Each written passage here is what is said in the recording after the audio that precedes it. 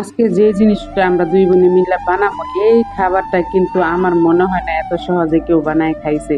তো কি কইতাম দুইজনে মিললে আজকে কি করতে যাইতেছে আপনাগুলো একটু শেয়ার না করলে কি ভাল লাগে কোন। তা আমি তো আমার ভিডিও করে আর আপনাকে দেখানো বুঝছেন। তো যাই হোক এদিক দিয়ে কিন্তু আপা এই যে কচুর ডাটা সব কাটতে কুইটে এনে রাইখে দিছে। তো আসসালামু আলাইকুম, আশা করি সব অনেক ভালো আছেন। তো সামনে কি হইতেছে তা দেখার লেগে আপনারা প্রস্তুত হয়ে যান। এই জিনিসটা মনে হয় না যে কেউ খাইছে, তো এই জিনিসটা খাইতে কিন্তু অনেক উপকার। তো এদিক দিয়ে আপা আবার কচুরটা কাইটটা থুইয়া আইয়া দেখি ওনার পোলাইছে একটা এই যে হাবিজি মাদ্রাসা থেকে। তো আবার আবার দুই ছেলে দুই ছেলে হাবিজি পড়ে মাসাল্লাহ। তো এদিকে ওনার পোলার লাগে ওই যে পোলাও আর হইতেছে মুরগির মাংস রান্না করছে। তো সেগুলো রান্না করছে। তো আমরা আবার এদিকে ওই যে শুটকির ভর্তা বানাইছিলাম একদিন, মনে আছে? ওইটাও কিন্তু এই দিনকেই বানাইছিলাম।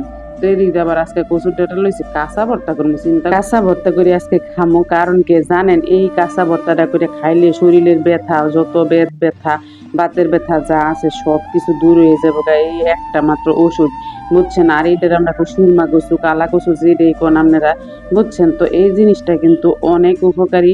তো আহারে কইছে আপনি একটু কুচাকুচি করেন, কাটাকাটি করেন, আমি আপনার ঘরের ভিতরে একটু ঘুরে আইয়া করি। তো যাই হোক এদিকে ঘরে ঢুকে আইয়া করে দেখি ওনার ঘরে তো ভালোই মাসাল্লাহ অনেকগুলো জিনিস করে লাইছে। তো এদিক ওনার ফ্রিজে কি আছে তাও আমি বার করে দিতেছি। মাসাল্লাহ ফ্রিজ তো পুরাই ভরা, কি কইতাম একলা মানুষ তো কত কিছু ওনার ফ্রিজে। যাক ওনার ফ্রিজ থেকে আর কি করবো। এদিক দিয়ে দেখি উনি কি কি করলো। তো উনি তো অনেক সুন্দর মানে জিনিসই করে লেছে, একটা সুন্দর ওয়ার্ডরোব কিনছে, আলমারি কিনছে, এইগুলো আমি আসলে আগে দেখি নাই। তো এবারই দেখতেছি নতুন করে। তো এইদিকে একটা খাটও আছে। তো ওনার ঘরে আসলে তেমন কিছু নাই, যাই আছে তারপর একলা মানুষের লেগে অনেক কিছু। তো টিভিও আছে, দেখা যায় বাক্স টিভি। তো যাই হোক এদিক দিয়ে আরেকটা রুম আছে, ওই রুমটা আবার অনেক অন্ধকার।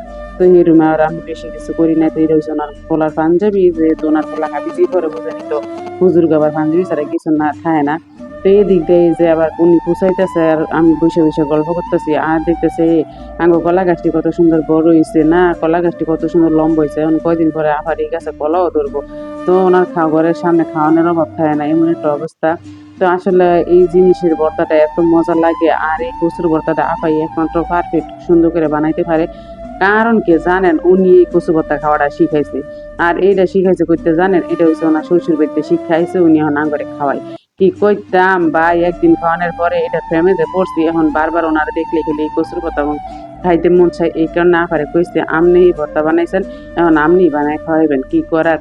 তো যাই হোক এখন তো আমরা এই যে সুন্দর করে একটা কুচাই মুচাই এটা লবণ দিয়ে কষলাইয়া এটার যত কষ পানি আছে সব ফালাইয়া দিয়া তারপর আবার কলের পানি দিয়া বালা মতন ধুইয়া পরিষ্কার করে নিয়ে পরে কিন্তু আইসি, বুঝছেন। তারপরে এই যে শুকনা মরিচ বেশি করে পেঁয়াজ দিয়া পরে যে সরিষার তেল দিয়া তারপরে এটার ভর্তা করে নিতেছি। এখন এটা যদি গরম ভাত দিয়ে আপনি খান দেখবেন মানে আপনিও আমার মতন একবার খাইয়া প্রেমে ঘুরে যাবেন। আসলে এরকম করে কাঁচা ডাটা কচুর ভর্তা জীবনে কেউ খাইছে আপনি আমার কোন তো দেখি।